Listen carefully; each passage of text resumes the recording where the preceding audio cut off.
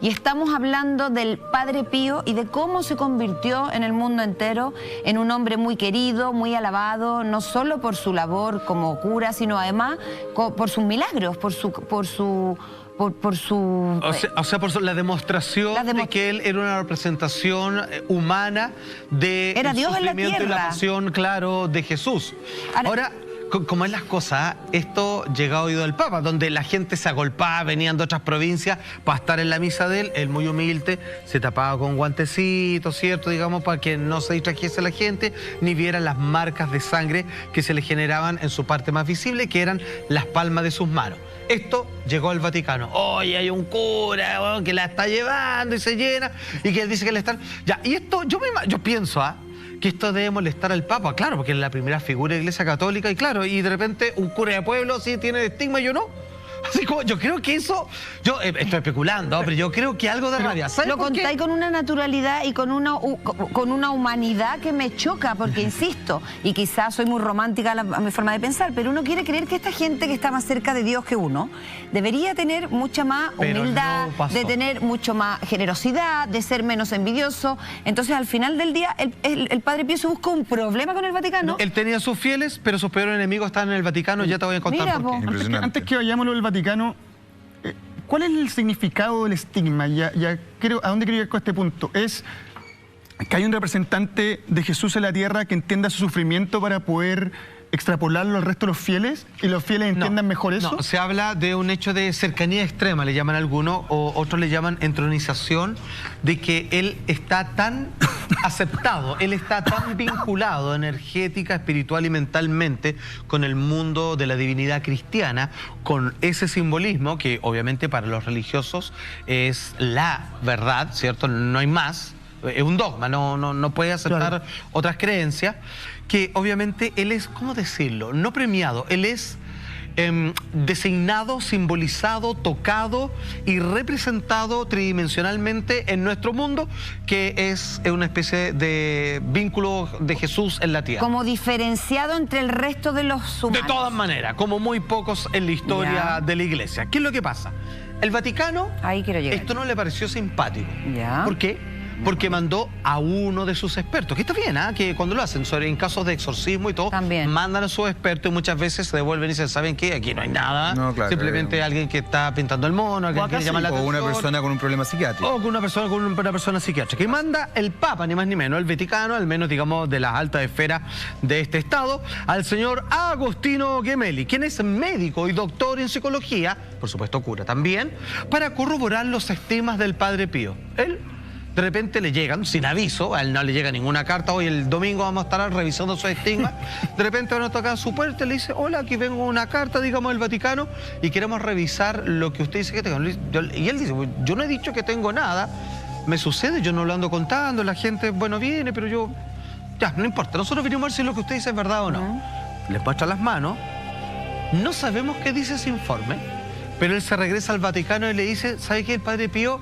Eso no es sobrenatural. Probablemente él se hace esa herida, él se está cortando. Y ¿saben qué? En realidad está puro chanteando. Orden del Vaticano, al día siguiente, este hombre no puede hacer más misa. Se retira y no puede tener contacto con la gente, y si es posible que no tenga contacto ni siquiera con otros curas, y así lo mantienen encerrado 10 años. No te puedes llegar una década. creer. Lo tienen enclaustrado. Aislado, claro, ninguneado.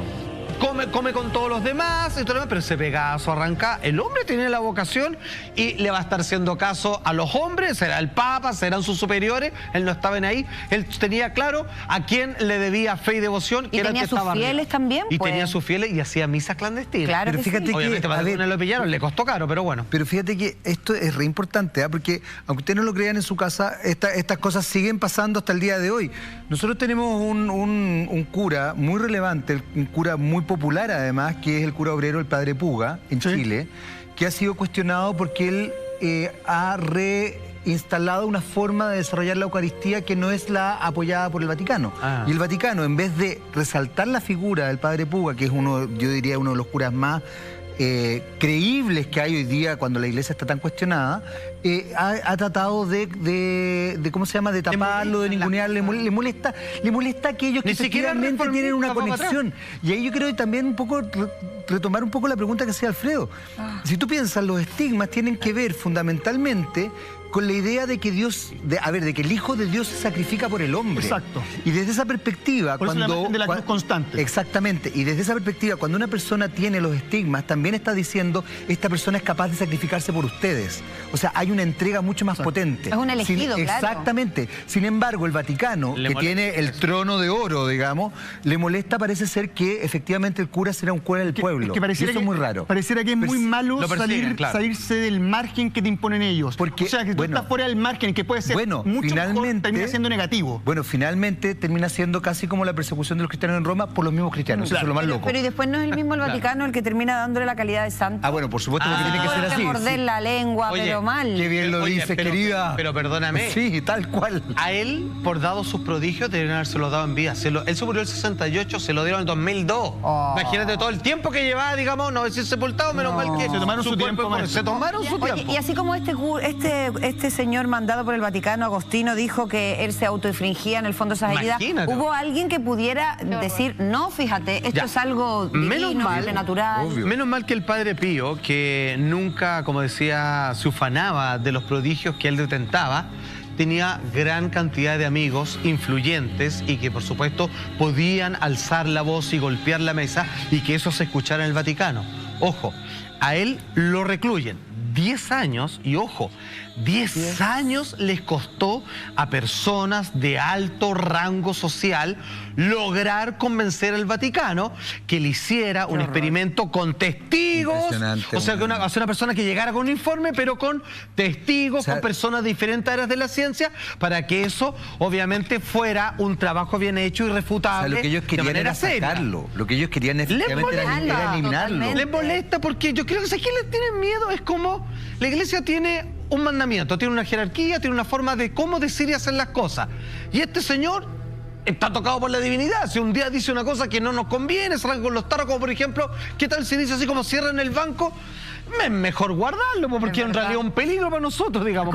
Es como el Evangelio de Jesús, que decía, no tienes que ir a un templo para adorarme, y finalmente la iglesia borra con el coto ese posible evangelio porque no le conviene que no vayan al templo. Toda la razón. Lo que pasa es que yo creo que, claro, se crea la iglesia como un medio para que nosotros nos unamos a la fe, a la divinidad. Claro, le dan un orden. Pero finalmente pasa lo que dices tú, que termina siendo una institución. Y una institución política. Poder eclesiástico.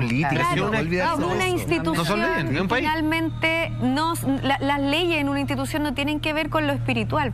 No, las leyes siempre son desde la mente y termina primando el ego y terminan poniendo normas, poniendo reglas. Claro. Entonces, si uno quiere entender al Padre Pío, yo creo que, claro, tenéis que entenderlo desde solamente el tema divino y desde la fe.